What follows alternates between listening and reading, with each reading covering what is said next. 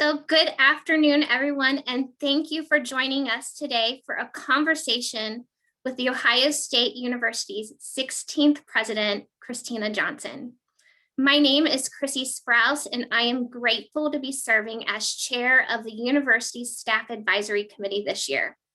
USAC is an advisory body to President Johnson and other university leadership, comprised of members from across the university, medical center, and extended campuses.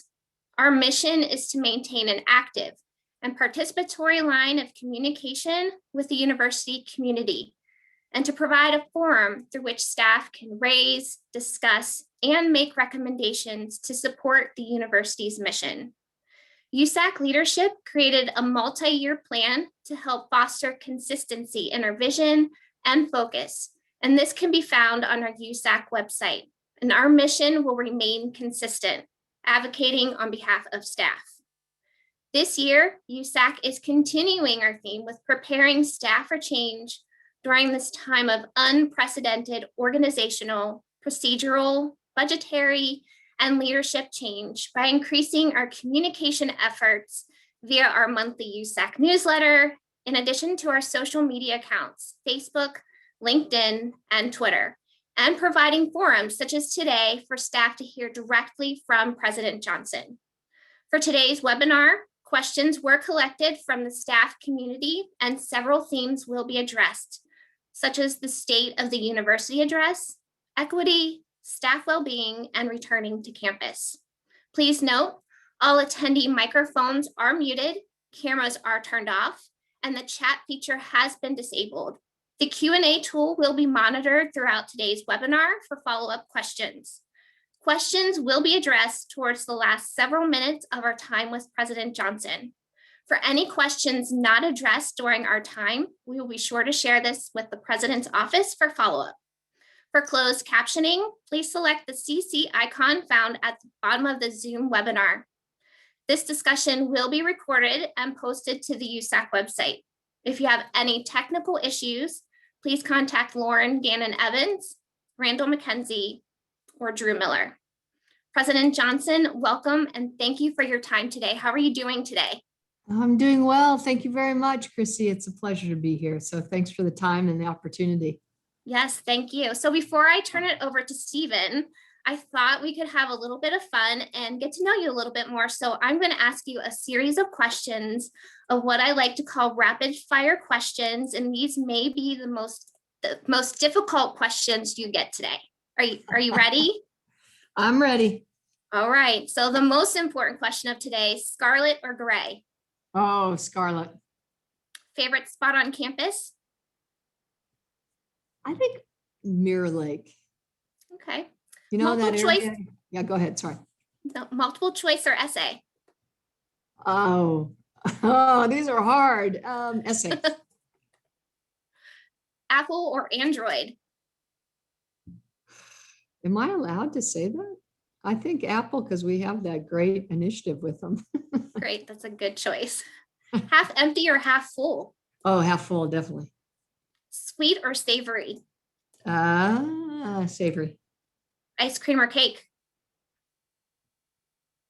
Okay, so can I explain this one? Yes. All right. So a little weird quirk. I do love ice cream, but I limit myself to one ice cream cone a summer. Oh, that's Yeah. willpower.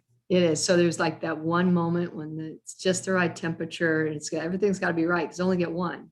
Yeah. And I wait I like until it. next year. So I'd have to say cake. Okay. So chocolate or vanilla? Chocolate. Coffee or With tea? salt. With salt. Yeah. Oh, yes, definitely soft ice cream. Yeah. Oh, coffee or tea? Coffee. So on a peanut butter sandwich, jelly or no jelly? Oh, jelly. Mashed potatoes or baked potato? Mashed. Music or podcasts? Music. Favorite type of music? Oh, good old rock and roll, I think. Can't go wrong with rock and roll. Yeah. CDs or records? Well, I'm old enough to still have records and I still have CDs. I think now it's pretty much, channels. So I'd have to say CDs. Okay. Watch TV or read a book? Okay, I'd love for my answer to be read a book, but I do like to watch TV when I What's have a your moment. What's your favorite show? Ah, favorite show. Really, whatever is on late at night, just to kind of go to sleep by. So I wouldn't say that there's any particular show, although I do like some of the series. I was a big Game of Thrones fan. Nice. Fiction or nonfiction? Yeah, nonfiction. Movie or podcast? Movie. Movie theater or home theater? Movie theater, but not now, of course. Of course not now. Drama or comedy? Drama. Fall, winter, spring, or summer? Spring. But if we had this in the fall, it'd probably be fall. Beach or mountains? That's a hard one. I grew up in the mountains, so I kind of like the beach, but I like the mountains too, but I think the beach. I just came back from Mount Zion. The mountains are beautiful. Oh, wow. Okay. Yeah, the mountains you can really get into the mountains. The beach, you're not really in it, although you can get into the water unless you're afraid of sharks, I guess. Right. City or country? Yeah, these are hard. I think country. Are you an early bird or a night owl? Oh, early bird. Do you like roller coasters? No, definitely not. So we know you like exercise, but do you enjoy exercise? Yeah, I do. I do. Football or soccer? Oh, that's hard because we've got both football and soccer team. So I think, if I just say football, that covers soccer in some countries too. So I'll stick with football. Okay. Cat or dog? Oh, dog. Tent or cabin? Oh, I'm a glamper. I guess it'd have to be a cabin. Rain or sunshine? Oh, sunshine. Well, except, so at one time I did run a hydropower company and I love the rain. I love the cold weather. I love snow because that turns into rain, turns into power, but sunshine. I just like the smell of rain sometimes. Mm-hmm. Yeah. Flowers or candy? Flowers. Are you an introvert or extrovert? This may surprise people, but I think I'm an introvert. That is surprising. Yeah. So this is another hard question. Pizza, do you like New York or Chicago style? Chicago. So cheese pizza or pepperoni pizza?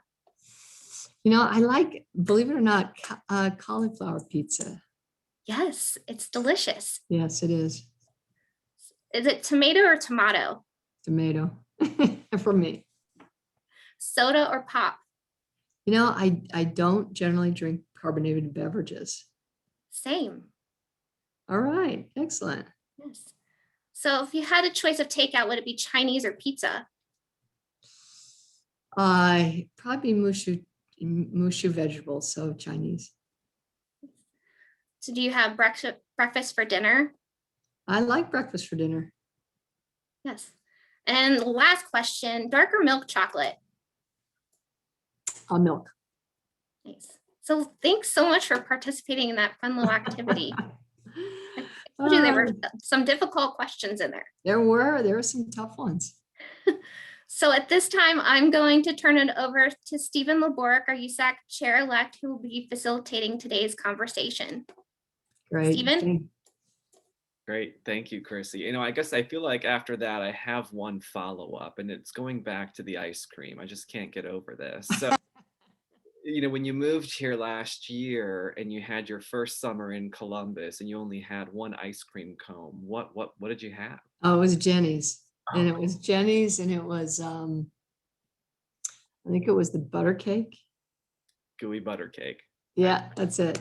Excellent. Can you believe? Yeah. That's it. Not till this summer. That's great. So kind of to get us started here, again, thank you so much for taking the time to be with us today and the staff community. I see we currently have over 350 participants on our webinar today. So we're really Hi, everyone. that everyone's here. And since you're moved to Columbus, what have you enjoyed most about the city? Oh gosh, Veronica and I have enjoyed the people most, of course. Everybody's been so warm and welcoming. We're looking forward to getting out. My number just came up my age group last week, so I got vaccinated, and Veronica's is up this week. So we're hoping once those antibodies, do their thing, that we'll be able to get out. Probably looks like late April, but really, it's the people. They've been just fantastic. That's great. And what has been the biggest challenge in moving to lead a public land grant university? Um, I think well, first of all, it's not just any public land grant university, as we know, it is the Ohio State University. So that's pretty daunting. It's a pretty amazing place with a lot of rich history. And, Chrissy, you asked me what my favorite place on campus is. And, it's Mirror Lake, because when I was here interviewing, which was almost a year ago, 9 months ago, maybe, I got a tour, and campus was pretty deserted. It's kind of unusual. And I was taken to Mirror Lake, and I looked from Mirror Lake up to the Oval, and I kind of imagined for a minute that, that was the same place that my grandfather walked around, and my grandmother, so it was pretty stunning.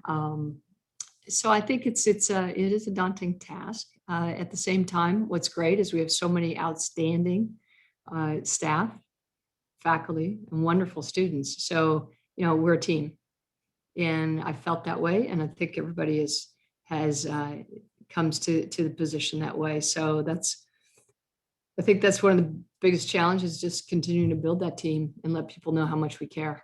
And it's been harder in the time of COVID, of course, because it's, you have to be, physically distant, and you're wearing a mask. It's hard to, you can see people smile in their eyes, but it's still challenging. And it's just, many members of my team are just meeting each other for the first time in person, because they're new, and we have all our meetings via Zoom. So I think that it'll become easier as we can be together. Yeah, I agree. Following up on the recent State of the University address, which was great, and nice job on that. Thank There was you. a lot of focus on faculty hiring and research investments, and wanted to know, thinking to the staff audience, what are your thoughts on what can staff be doing to support these efforts and initiative that you've announced, and how do you see staff contributing to the university at large?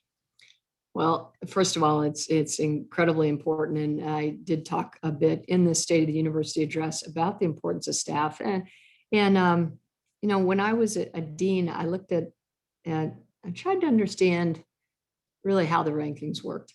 Kind of was curious about how people ranked colleges and universities. And so sometimes you have a small college that's highly ranked. Sometimes you have a big college that's highly ranked. So is it size? Is it this? Is it that? The one thing I found is that, at least in the colleges of engineering, 1 to 25 are ranked by the staff support. It is exactly lined up. It wasn't this, that, or the other thing. It was staff, and having the opportunity to be well supported with our faculty and our students. That lines up exactly 1 to 25. So I've been so fortunate in my career to have outstanding staff working together as colleagues, and that's been great. So definitely, we're looking at a number of things you've probably heard about in terms of staff enhancements, and you'll hear more about. And I know the interim senior vice president for human resources and talent is with us today, Paul Patton. And we're looking at a number of different opportunities so that we can continue to do staff development at scale. Excellent. Yeah, I think staff are very interested, not only being at a university whose focus is on educating our students and research and faculty development, but also staff development, career progression. And lately with the pandemic, I think a renewed focus on self-care and wellness, I think, is going to be key for success. Are there any kind of big ideas or goals that you have in those areas?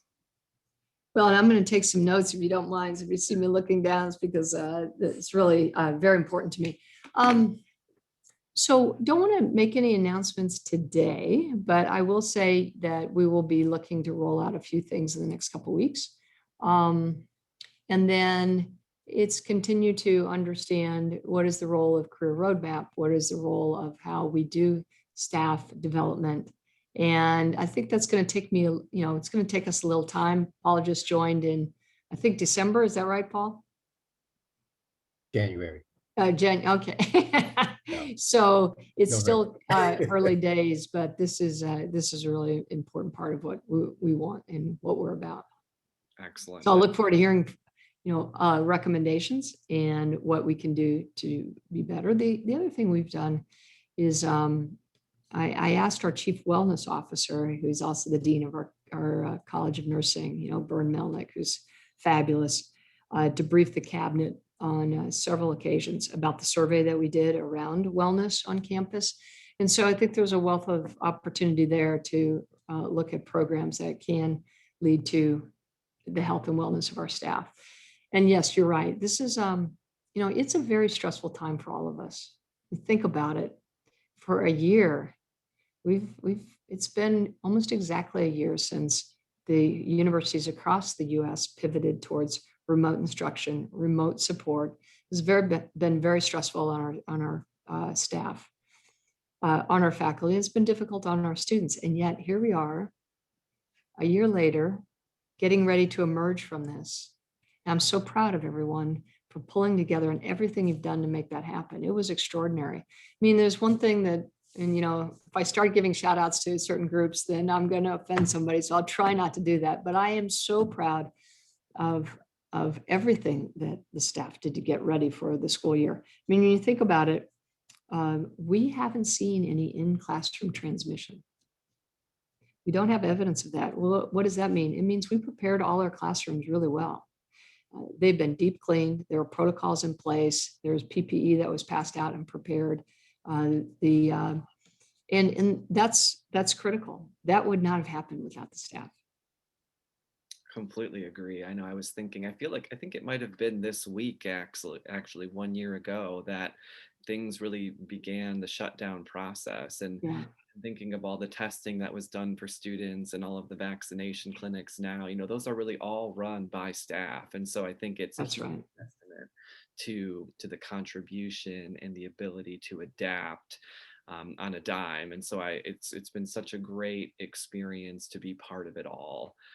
And see those changes and rolling with the punches as the pandemic really has evolved. Yeah, it's, I'm glad you mentioned that, the testing, we really did pivot within 2 weeks from a plan of record to do about 300 tests a day for our students to 3,000 within 2 weeks. And that was folks like Christy Bertolo and others who set up Jesse Owens North for testing. And we've expanded that to do off-campus students and expanded to do staff. So that would not have happened. And that's one of the reasons we were able to stay open. It's amazing, really amazing work. And so as we think about kind of all of those changes that have happened with the pandemic, and the impact it's had on the financial status of the university. I know there's been so many changes, from merit pause and hiring freeze, and obviously we're not traveling for pandemic related, but there's financial benefits there as well. I'm curious, what does kind of the future look like? How have we weathered that storm as a university, and what can we expect? I know in the university recently passed, the furlough policy, and some staff had been impacted by that. What can we expect now as we see vaccines and we're kind of moving to another era in the pandemic? Well, and as many of you probably know, and I've learned, there was a goal to take out about $250 million in costs. And of that, I think 177 or so was on the university side, and about 77 or so was on the Wexner Medical Center side. So we are accomplishing that. And some of that is by some of the things that you mentioned, Stephen, not traveling. not doing expenditures, and some will end up being permanent savings as well. As we come out of this, I think it's going to be important that there are efficiencies that we realize this year that we want to maintain so that we can invest in what I called in the State of the University address, the 4 excellences, right? At the same time, we will want to and will need to travel again. We will want to and need to make sure that we have the proper staff. And, one of the things that I talked about in the State of the University address is that if you look back over the last 10 years, we've increased the number of students by about 6,000. That's the equivalent of, one of the entire universities I was an administrator at. But we've reduced the number of tenure track faculty by about 220. So that probably means that we reduce some of the staff in those academic offerings too. So we need to get back to growing our tenure track faculty, as well as recognizing that our associated faculty, clinical and research faculty, also are part of our very valued staff. And then think about how we need to create the staff to support the faculty, both in scholarship research, but also in the classroom. So there's a lot of great work to do as we talk about reactivating. So we have this task force called the Reactivation Task Force. It could also be the Return to Fall Task Force. And that's really starting to get prepared for what we believe the world will look like and how to get ready for it. So that's co-chaired by Paul Patton, who's with us today, Bruce McFerrin, our provost, and Melissa Shivers, who's our senior vice president for Student Life. Excellent. And back to the address, one thing that was really exciting, obviously there's been such a focus lately on diversity, equity, and inclusion. And there was an announcement there related to equity adjustments, which I think, everyone was very excited to see. That's been a long time coming, I think. Naturally, I think people are wanting more information. And Yeah.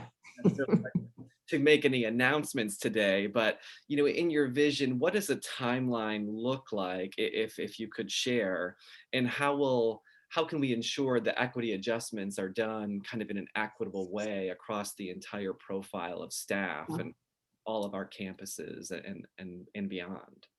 Yeah, well, first of all, thank you for the question, and I'll make a few comments and then see, Paul, if you want to make any comments there. I think there's some guiding principles. First of all, we believe in equity. We believe that we have looked at the various compensation studies that have shown that we have some work to do. And therefore, we've got to start that journey. And it'll take some time. And we'll do it probably over a time horizon. But I think one of the guiding principles is that we believe in equity. We're going to make adjustments. The adjustments will be over time, so they won't be all in 1 year per se. But until we can really unpack the data and understand the issues, then if we want to get it done quickly, right? We want to get it done fast. At the same time, if we don't take the time to really understand it, then will we do it well? So I think there'll be a trade-off there.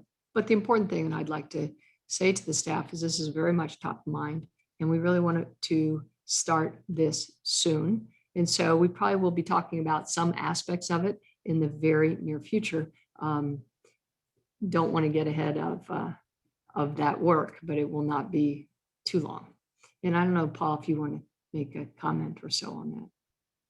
Well, thank you. And I wish I was asked to comment as you were giving your answers to the 20 or so questions, because I want to challenge a couple of those, ice cream in particular. But thank you for inviting me to participate in this particular answer. And I think President Johnson is absolutely correct. One of the things that strikes me is we didn't get into this problem overnight. And so there is a reason why we have this problem. And it's important to understand why, so that we can prevent it from happening going forward.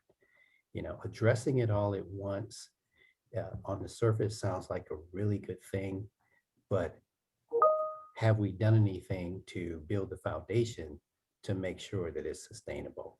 So as we go through it, it's probably going to be on a couple tracks. We're going to make improvements where we can, but we're also going to spend some time, we're going to invest the time into understanding what is the root cause of this and how we can tackle the root cause so that we have something sustainable for years, even decades to come. Yeah, I think that is exactly right. I was just kind of making some notes again. It's a little bit like if we something else that I mentioned in the State of the University address, which is getting to a debt-free bachelor's degree over 10 years. There's two parts to that. There's one, the existing debt that our students have. And so the federal government, there's a national conversation around debt forgiveness, but unless we do what Paul mentioned, which is come up with sustainable solutions, in a few years, we'll just be in the same place. So I think that's, first of all, we believe in it. Second of all, we need to understand it at detail. Third, we need to come up with sustainable solutions. And fourth, we need to start on that journey and make it happen over time. I think that makes complete sense to me. And I agree. I think the focus on getting it done is important, but we can't lose sight of making it sustainable because we don't want history to repeat itself. And I think that's incredibly valid. On the topic of compensation, I think many staff have felt the impact of the merit pause, and the question is, where do we see that going in the future? Do you think we're going to be paused? Are we unpausing? I don't know, anything you could share. Let me ask Paul. Can I say we're going to unpause? Well, this is a pretty good audience, and I think they're entitled to an exclusive. Okay. Yeah, we are gonna unpause. Oh, wow. I don't want to give any other details right now because there is a process we go through, and that involves, of course, our budget, involves our board. We need to bring those recommendations to the board, but we are going to unpause. And we're excited to get after that, and we'd like to, that's also part of having a balance between, as we were talking about, is recognizing that in addition to the unpause, that there was some equity, that journey we need to get on, and we also need to make that sustainable. So stay tuned. You won't have to wait too long, but you have to wait a little bit. You know what? With news like that, I think that's good. We're happy to wait.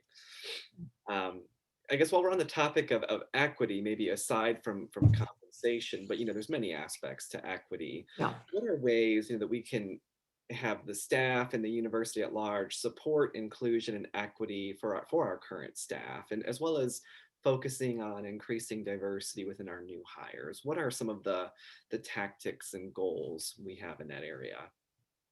Well, it's a great question. So, I talked a bit about in the State of the University address how important it is. It's so important to have mentors and role models that look like yourself. And that isn't just faculty, right? That's faculty and staff. I mean, I think many of us who have, lived in the academy and, continue to work in the academy, we look back on our education and we know that the one teacher, the one staff member, I remember the machinist back in the day. We had to machine our own parts to do things and they weren't computerized. So that was definitely a skill and a talent. And I just remember this one guy, Dave, Dave would sit down. I'd bring him sort of this half-baked drawing on the back of a napkin, and he'd sit down and we'd actually then draft it and put in the process. And I learned how to machine parts.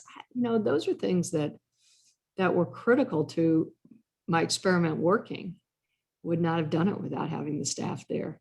And I think about all the, assistants who helped that were working in the administration, that really, they cared for me in more than just getting the class and being successful in the classroom. Because I had pretty serious my senior year and into my graduate year, pretty serious disease, right? And so I had Hodgkin's, which, was fortunately, I had just come up with a methodology for treating that was successful, or else I wouldn't have been here.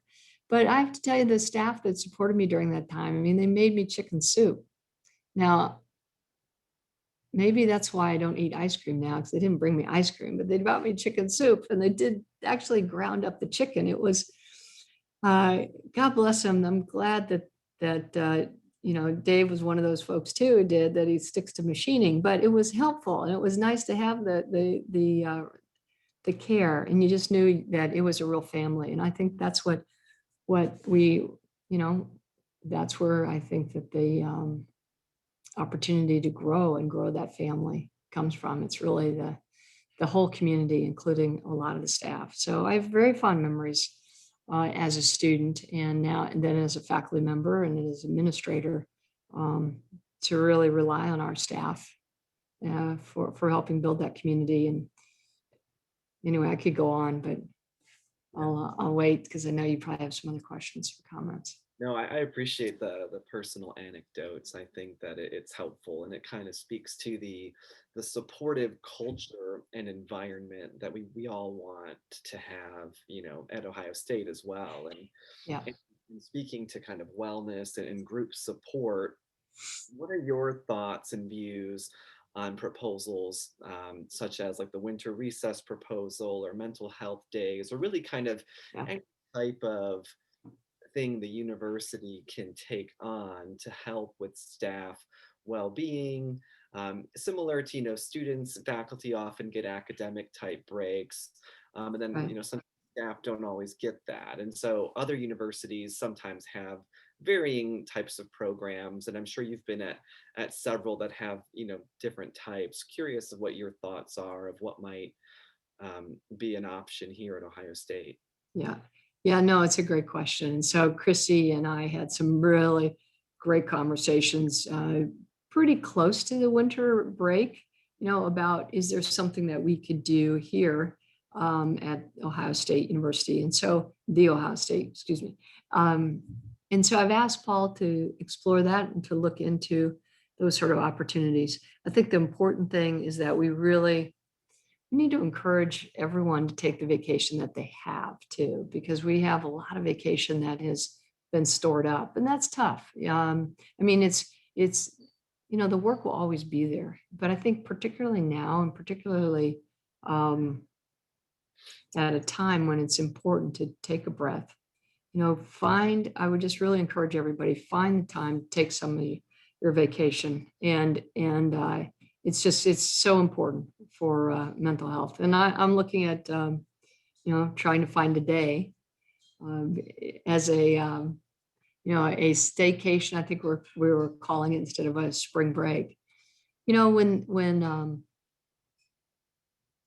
When there aren't those kind of breaks, then it's just easy to get to lose kind of the forest for the trees. So I'd really encourage everyone to take the breaks that they have, and we'll be exploring what other things we might be able to do.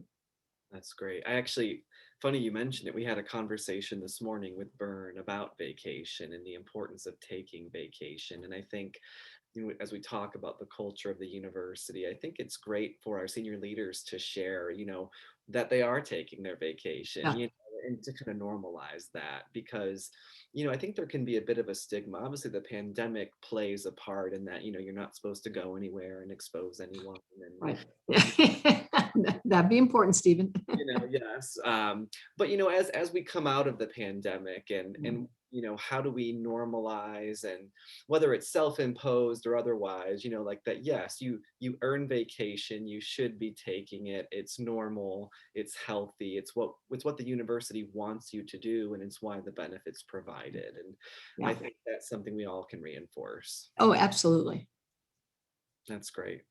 Well, I know we kind of touched on this a little bit related to the return to campus, the task force and the reactivation in the fall. I think everyone is so excited to get back to normal. And I think a common catchphrase that's been used lately is the new normal, right? I think everyone kind of knows that I don't think the world will ever be the same as it was, but it will look more like it was, although be slightly different.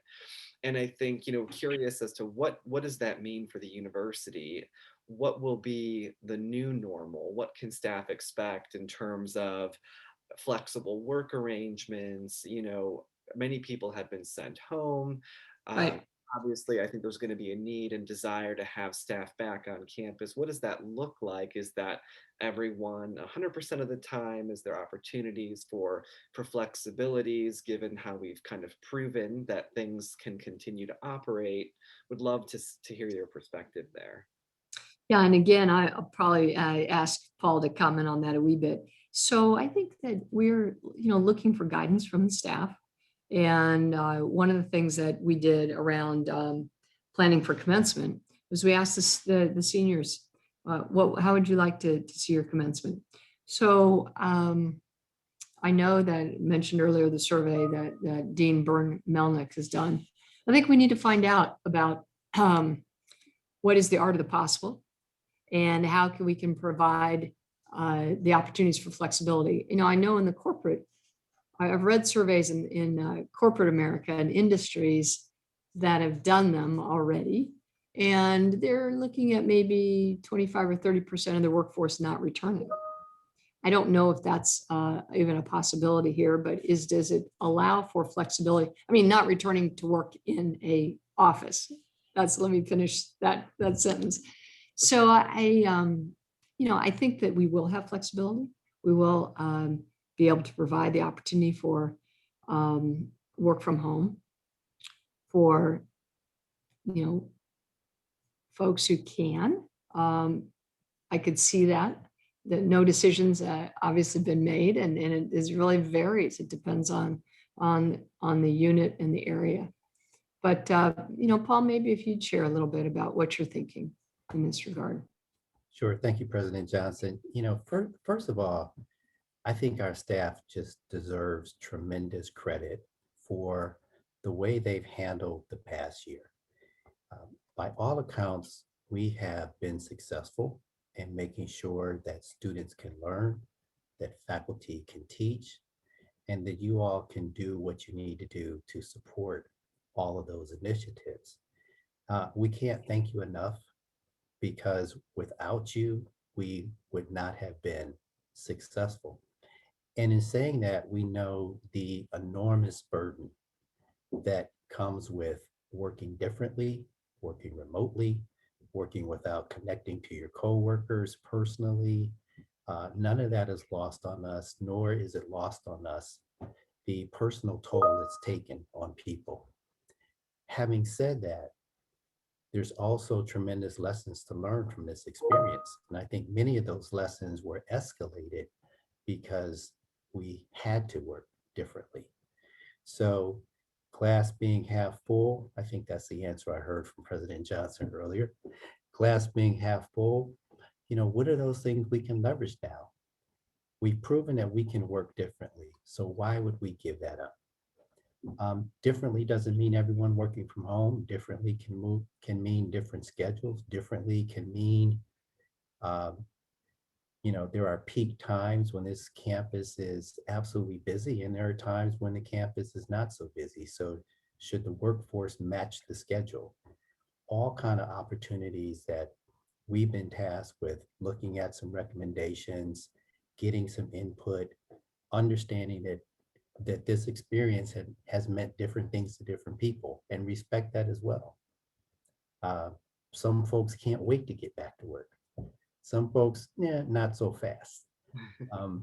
And we also know that in doing this, that people were able to support their families in ways they haven't before. We also know that the impact on folks with kids and who are in school was also very significant. We know that many of our employees, all of our employees maybe, have experienced someone who was struck with COVID and other tragedies. So this overwhelming experience that you all and we all went through in the last year and ended up running an organization successfully because of those efforts means that it is time to think differently about what the future looks like. And I think we're ready for that challenge. Yeah, if I could just add to that, and thank you, Paul. I mean, that was one of the reasons why I was so pleased that Paul accepted to be the co-chair of the return to, task force in the fall, the reactivation task force, so we could actually think through and have someone make those kind of recommendations on behalf of our faculty, students, and staff. I completely agree. And I think, the entire staff community appreciates those remarks, so much, because it has meant a lot of different things to different people, and greatly appreciate the careful thought and consideration of what the new normal, whatever that might be, comes to be. And so thank you for that.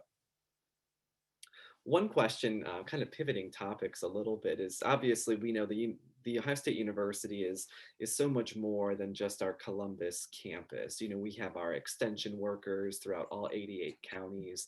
There are our regional campuses as well. The pandemic has impacted your ability to physically go. I know you've had some virtual visits with various areas as well. Yeah. I'm curious for the larger campus at all. What is your vision for the regionals and other areas? Well, thank you for the question. And I did have a chance to visit in person Lima, and then when Franklin County turned purple, I ended up doing a virtual visit with Marion. We'll be doing Mansfield, I believe we'll be visiting next week. So here's what I learned on the first couple of visits, which were extraordinary. Our regional campuses are really jewels. I mean, they're just gems. And that our faculty at our regional campuses are actively involved in research, scholarship, and creative works with our students, just like on the Columbus campus. The second is that I was really thrilled to learn that faculty from our regional campuses come to the Columbus campus and vice versa. So that was really terrific. And then, I think that they provide a unique pathway to higher education. And what I mean by that pathway is they are located in communities where students can live locally and get a higher education degree with all the richness that a land grant research, urban and rural serving institution like the Ohio State University provides. So that's been a real exciting thing to discover. And then we're placing investments there. I know you probably know all this, but we have a new science 60,000 square foot science building going up at Newark, and we have another science building actually in Worcester. I think the one in Worcester is 60,000 square feet. I just made a note here. I'm not sure how big the one in Newark is, but we are also starting to offer bachelors of science and engineering technology at our regional campuses. So there's been a bit of an emphasis on STEM, but there's so much more than just in the STEM area. So I think that they're incredibly important, and they're incredibly important because they support our students and ensure that every student that wants to get a higher education degree can do that in multiple pathways. So very, very excited about the regional campuses and our 88 extension campuses, because they do help us carry out our land grant mission. I have to say, before really learning about the Ohio State University, I was not aware about the regional campuses or the extensions. So that was really so fun to get to know, and I'm still getting to know them. Excellent. We've had a couple of questions come in that are on just kind of different topics. And one, it seems to have been overshadowed by the pandemic. It used to be a hot topic, and it's the opioid crisis. I think before the pandemic, the opioid crisis was the public health hot topic. And now clearly the pandemic gets all of the news. But, I think at the root of it, the opioid crisis is still out there. And that with so many people limiting their social interactions and the mental implications, sadly, many times they turn to substances. And curious to hear, what do you believe the Ohio State University's role is in addressing the opioid crisis as well, which has been impacting our community for a number of years now? Yeah, no, absolutely. One of the things that I discovered when I was, again, learning about Ohio and the Ohio State University, it's just the level of comorbidities in our population. So we rank in the 30s with regard to individuals that smoke. individuals that are obese, that have diabetes, and opioid addiction as well. So what's really terrific about our university as that land-grant university is that our mission is to influence those we serve in the communities where they live. So this has got to be front and center, is really understanding how we can positively impact those communities. And, Chancellor Paz and I meet often. We meet a couple times a week. And this is one of the topics that's always top of mind. It's always on the agenda. We're both very passionate about really understanding the health of our communities and inequities in how we reach those individuals that we influence and serve. So one of the things that we're exploring, and of course there's great work already going on here at The Ohio State University, is how can we invest in the community public health? And we have a great dean of the College of Public Health, and Amy Fairchild. We have tremendous faculty in the Wexner Medical Center that I've had a chance to get to know and to learn from them about healthcare disparities. So this is something that you're going to hear more about, which is why I put it in the State of the University address, is to say this is a long-term problem. We're not going to fix it overnight, but we are going to start that journey. Excellent. And thinking of I guess another public health crisis as well is, I think is racism. It's become obviously a hot topic. And you've talked many times about making Ohio State University actively an anti-racist institution. And so curious if there's anything you can expand upon there. I know we have our task force that meets regularly with you as well. Right. So we do have a task force on racism and social inequities. One of the there's going to be many wonderful recommendations coming out of that task force. But the first one out that I really wanted to pick up and establish is RAISE. So race, inclusion, and social equity. And this was both, it's something that was brought to me from the task force and also from the deans working together. And the idea is that can we, since we have so many faculty that are really world-class researchers in the area of race and inequity, can we develop an initiative where we would further that scholarship and research towards the solutions of addressing race and health equity, race and educational equity, race and economic equity or inequity, race and resources in the environment, race and the arts and creative expression, and then race in public safety and social justice. So those are 6 thematic areas of the whole RAISE initiative. And so we will be launching that here. Like we had a first meeting on Monday, getting together an advisory group at the campus to see how we can further that scholarship and come up with solutions that we can start to implement locally as well as nationally. Excellent. I think we're all so excited to see that work, and it kind of reminds me of Paul's comments earlier. It's not a problem that appeared overnight, and it's something that we're going to continue to work on and try to implement sustainable solutions as well. Yeah, just one other little comment on this, and I think it was in 2015, I went to a commencement for my niece, and the commencement speaker was Congressman Elijah Cummings, who has since recently passed. And it was a pretty profound, you don't always remember the commencement speeches that your own, never mind someone else's, but I remember this one because he talked about critical junctures. And this was, 5-6 years ago. And he said that, there are things that are inequities. There are things that are social injustice. There are moments, though, where you come to a critical juncture and you can actually seize that opportunity to make a difference. That's how I view now. That's how I view this last year since George Floyd murder.